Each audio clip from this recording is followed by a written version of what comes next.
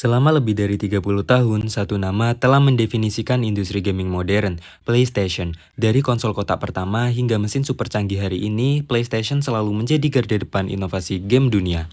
Sony telah mencetak sejarah besar dan video ini akan menelusuri bagaimana konsol legendaris ini berevolusi, mencakup PS1 hingga generasi terbaru yang ada di tangan kita hari ini, bahkan mengintip apa yang menanti di tahun 2025.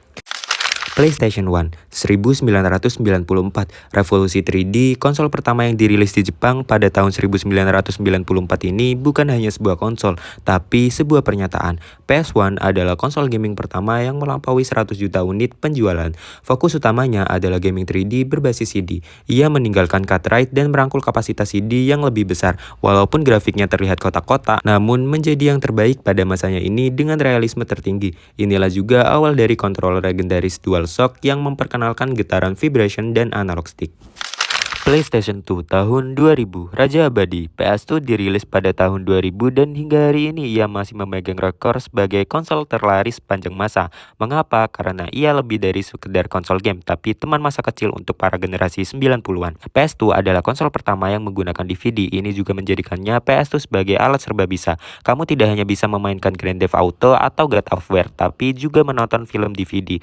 Di bagian hardware, CPU Immersion Engine-nya 9 kali lebih kuat dari PS1, memungkinkan gameplay yang jauh lebih kompleks dan skala yang lebih ambisius. PlayStation 3 tahun 2006, era Blu-ray. PS3 tiba di tengah persaingan sengit membawa teknologi Blu-ray disc. Meskipun harganya mahal saat peluncuran, PS3 menawarkan fitur premium. Secara spek, PS3 menggunakan sel mikroprosesor yang sangat kuat dan kompleks. Yang paling penting, PS3 memperkenalkan koneksi HDMI dan Wi-Fi sebagai fitur terbaru, menjadikan online multiplayer dan online store sebagai dari pengalaman baru memainkan PlayStation. Ini juga menjadi langkah awal dari resolusi HD. PlayStation 4 tahun 2013, PS4 mengubah fokus ke kemudahan dan pengalaman interaksi sosial. Arsitektur hardware-nya dirancang lebih sederhana bagi para developer. Salah satu fitur paling ikonik adalah tombol share di controller DualShock 4. Sony menjadikan perekaman dan berbagi momen gaming instan sebagai strategi pemasaran yang jenius. PS4 Pro kemudian dirilis pada tahun 2016 sebagai peningkatan pertengahan generasi yang mendukung upscale 4K, menetapkan tren mid-gen refresh yang kita lihat hingga sekarang. PlayStation 5 tahun 2020. PS5 berfokus dalam hal kecepatan. Bintang utamanya adalah SSD custom yang menghilangkan waktu loading sehingga membuatnya lebih instan. Ini memungkinkan developer merancang dunia game tanpa batasan kecepatan baca data. Di bagian visual, PS5 memperkenalkan ray tracing yang membuat pencahayaan dan pantulan jauh lebih realistis. Sementara di sisi controller, DualSense menghadirkan haptic feedback dan adaptive triggers, membuat Anda benar-benar merasakan tarikan busur atau desingan peluru. Ditambah lagi, Tempest 3D Audio memberikan imersi suara yang belum pernah ada sebelumnya.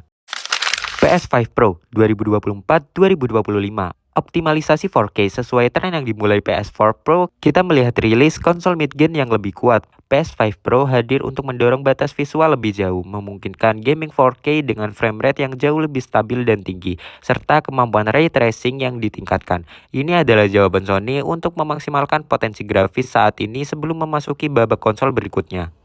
Masa depan gaming Beyond 2025 memasuki tahun 2025, diskusi sudah beralih ke generasi berikutnya, PlayStation 6. Analis memperkirakan bahwa PS6 akan sangat berfokus pada cloud gaming, integrasi yang lebih dalam dengan layanan streaming game, kecerdasan buatan AI, penggunaan AI untuk menciptakan dunia dan karakter game yang lebih dinamis dan realistis. Evolusi ini membuktikan bahwa PlayStation bukan hanya tentang spesifikasi, tapi tentang cara kita bermain. Konsol mana yang paling berkesan bagi kalian? Tuliskan di kolom komentar di bawah. Jangan lupa like and subscribe untuk konten gaming lainnya. Sampai jumpa di video selanjutnya.